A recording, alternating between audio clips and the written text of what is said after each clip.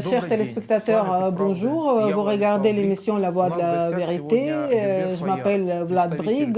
Notre invité du jour, c'est Hubert Fayard, le représentant officiel de la République populaire de Donetsk en France, à Marseille. Bonjour. L'ouverture du centre de représentation de la RPD a eu lieu le 25 décembre dernier. Racontez comment ça s'est passé. Est-ce qu'il y a eu des problèmes, soit avec la presse, soit avec la diaspora ukrainienne, ou des provocations? Alors effectivement, nous avons inauguré le 25 septembre dernier le centre de la représentation de la République de Donetsk à Marseille. Ça s'est très bien passé, puisque nous avions beaucoup de monde et énormément de journalistes qui sont venus couvrir l'événement. L'Ukraine avait appelé à manifester contre nous, par la voie des réseaux sociaux, mais nous n'avons pas eu de manifestants contre cette ouverture. La télévision ukrainienne était présente également, puisqu'ils ont fait un direct de Marseille pour Kiev. Et ils étaient très tristes, puisque c'est vrai qu'aucun manifestant, tout au contraire, on a eu beaucoup de monde, et donc beaucoup de journalistes ont couvert l'événement, ce qui a été une très très bonne chose. J'ai présenté les objectifs de la représentation. J'ai remercié les élus qui étaient présents, puisque beaucoup d'élus sont venus. D'autres nous ont présenté leurs excuses, parce qu'ils ne pouvaient pas venir avec leur agenda. Et ensuite, Madame la ministre Natalia Nikonorova nous a transmis un message par vidéo.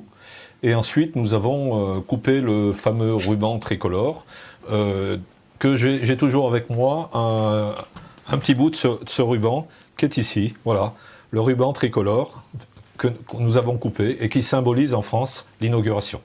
Alors j'ai une anecdote, c'est l'Ukraine nous avait envoyé 2 colonels. Les 2 attachés militaires de l'ambassade d'Ukraine avaient réservé 2 chambres la veille, dans le même hôtel où nous organisions cette réception. Et quand j'ai appris leur présence, bien sûr, j'ai signalé leur présence à la police et à la presse, et ils sont repartis directement à Paris. Est-ce que depuis l'ouverture, il y a eu les tentatives de fermer la représentation en se basant sur certaines lois françaises, ou est-ce que selon vous c'est impossible? Alors depuis l'ouverture, d'abord, juste avant l'ouverture, le ministère des Affaires étrangères français et le ministère des Affaires ukrainien ont fait un point presse, une réunion spécialement sur nous. Parce que l'Ukraine demandait à la France de fermer le centre. Mais le problème, c'est que la France est un pays de droit, il y a des lois.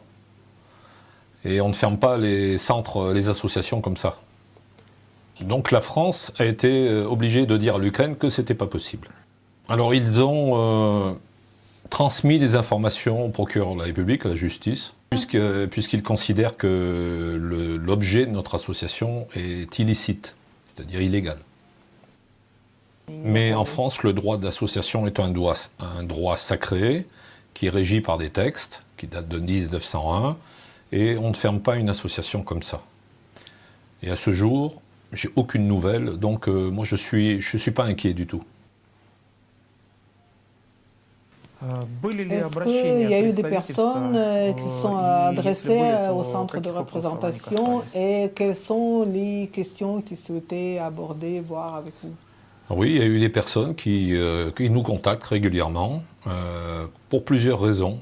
La première, vous en avez qui souhaitent venir voir la situation ici. Notamment, il y a eu quelques jeunes qui souhaitaient venir. Ils étaient très intéressés par ce qui se passe ici dans le Donbass. Et d'autres personnes qui veulent soutenir votre cause, la cause du Donbass, et qui viennent se proposer pour nous apporter de l'aide et pour faire... parce que l'arme essentielle, c'est la communication. Donc il faut faire de la communication. Parce qu'avant, en France, on entendait que la communication qui venait d'Euromaïdan. Donc maintenant, il faut contrebalancer cette communication. Et on le fait aussi en développant les contacts avec les gens.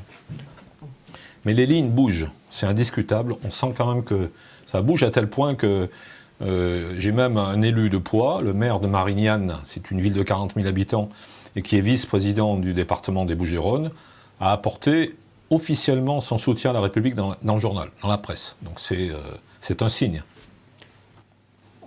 Qu'est-ce que les Français savent de ce qui se passe ici dans la République, à Donetsk? Quelles informations ils reçoivent des médias mainstream? Alors, la France, comme beaucoup de pays d'Europe, ne dispose pas d'une information objective, puisque dans toute l'Europe, il y a le bashing anti-Russie, le bashing anti-Poutine. Donc ici, pour beaucoup de journalistes, ce sont des séparatistes, des rebelles, donc les méchants et les gentils sont du côté ukrainien. Donc notre rôle, c'est justement de dire, ben non, c'est pas comme ça. Donc on continue, on explique. Alors les Français, c'est vrai que actuellement, le Donbass n'est pas au cœur de l'actualité en Europe, puisque il n'y a pas la guerre à grande échelle. Et en plus, bon, les gens, il y a eu, comment dire, il y a eu des problèmes, il y a eu beaucoup de problèmes politiques en France, donc c'était pas la priorité. Mais il est vrai que on essaye petit à petit d'informer les gens, notamment sur les problèmes humanitaires, parce qu'il y a des problèmes quand même graves humanitaires. Et encore hier soir, donc moi j'étais à Donetsk, il y a eu encore des bombardements assez graves sur la ville. Ben là aussi, c'est notre rôle de dire regardez ce qui se passe. C'est très important. Combien de fois vous vous êtes rendu à Donetsk et quelles sont vos impressions de la ville, de ses habitants? Alors c'est vrai que c'est la deuxième fois que je viens depuis la naissance de la République. J'étais venu 2 fois avant la guerre, mais aujourd'hui, et même les élus qui m'accompagnaient au mois de juin dernier, ont été surpris de voir une ville propre, hein, d'ailleurs souvent plus propre que certaines villes françaises.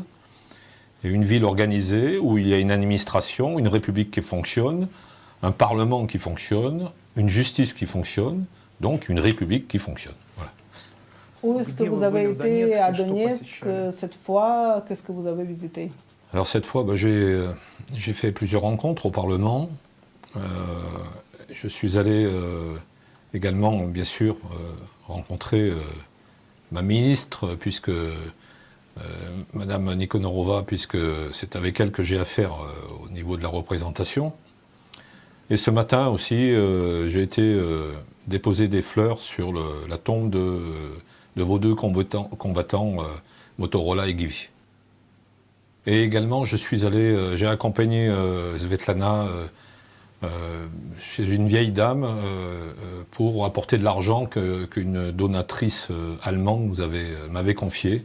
J'ai également avec moi, j'ai apporté des médicaments que l'association française Vostok m'avait demandé d'amener. Donc j'ai convoyé ces médicaments ici, que j'ai remis à la représentante de Vostok à Donetsk.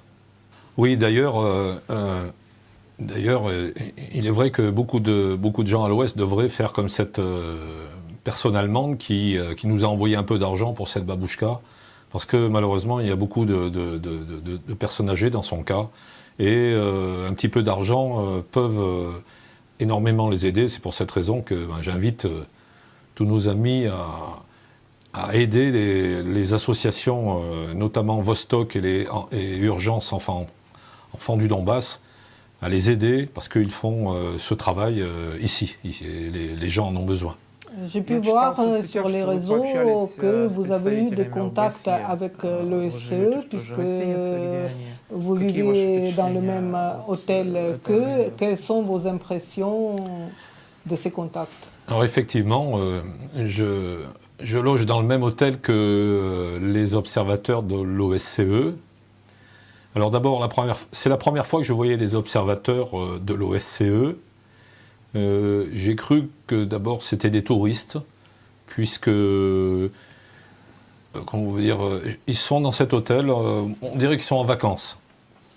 Et ça m'a quand même surpris de voir qu'ils ne travaillaient pas beaucoup. Hein. Par exemple, hier soir, alors qu'il y avait des bombardements, ils étaient à l'hôtel, au restaurant, en train de dîner confortablement. Et j'ai été quand même surpris que, normalement, ils devraient aller sur le terrain. Mais ils n'y vont pas. Ça, c'est le premier point. Et le deuxième point, c'est hier matin, je prenais mon petit déjeuner et à la table voisine, où les observateurs de l'OSCE prenaient aussi leur petit déjeuner, il y a une dame observatrice qui ouvre son sac, qui sort un tank télécommandé, comme pour les enfants. Bon, jusqu'à là rien, mais le problème c'est que c'était un Tiger, donc un tank nazi, une reproduction d'un tank nazi, et quand même, je dis, c'est quand même incroyable que les observateurs jouent avec ce genre de choses. Donc j'ai pris une photo, et je lui ai demandé, mais vous vous rendez compte, c'est une réplique d'un char Tiger du Troisième Reich, et elle était offusquée de ma question, et m'a demandé de supprimer la photo, mais j'avais déjà publié la photo parce que j'ai trouvé ça scandaleux. Alors c'est vrai que c'est qu'une maquette, mais c'est le principe, c'est pour le principe. Parce que c'est quand même surprenant que des gens qui gagnent 5 000 € par mois puissent jouer avec ce genre de jouets et à connotation un peu nazie. Voilà. J'étais très surpris. On est en droit de se poser des questions. Parce que ces gens-là, ils ont une responsabilité énorme, puisqu'ils sont normalement là pour contrôler la situation sur le front, voir qui tire, etc. Bon. Ce qu'ils font manifestement pas beaucoup, puisqu'ils ont une œillère. Hein. Ils regardent ce côté, mais pas de l'autre. Moi, je leur ai dit, mais ils refusent le débat. Mais c'est quand même, on peut se poser la question de voir des gens qui ont une responsabilité immense avoir ce type d'attitude. C'est puéril. Et d'ailleurs, je l'ai dit à cette personne, je lui ai dit, mais vous n'êtes pas une petite fille, vous êtes adulte. C'est quand même incroyable. Donc ça dénote bien l'ambiance et le comportement de ces observateurs qui sont là. Bon, c'est les grandes vacances. Hein. Ils ne travaillent pas beaucoup, hein, ils ne sont pas fatigués, puisqu'ils rentrent à 16h, ils sont là, à l'hôtel, restaurant. Et ça, je regrette, parce que s'ils faisaient réellement leur travail, ils pourraient dire que voilà, d'où vient le mal. Voilà.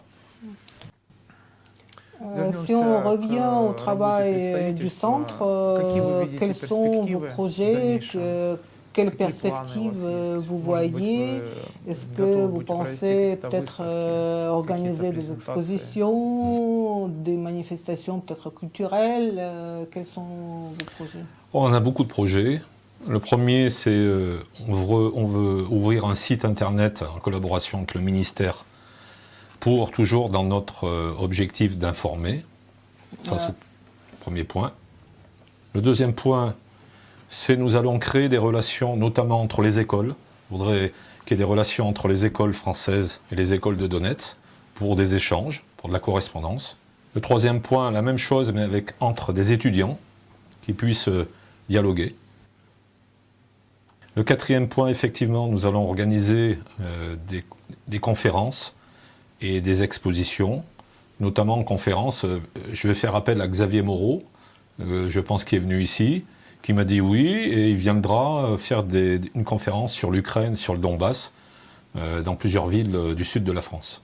Enfin, nous avons un projet d'ouvrir une antenne du centre à Strasbourg. Et également,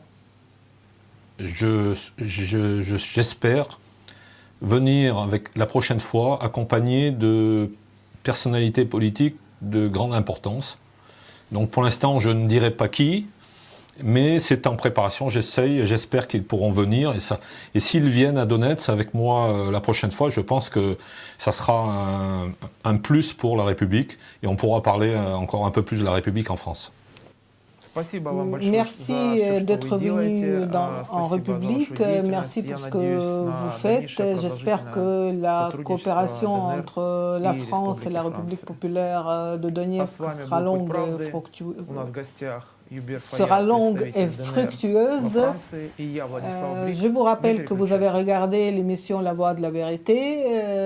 Je m'appelle Vladislav Brig. Notre invité du jour, c'était Hubert Fayard, le responsable du Centre de représentation de la République en France.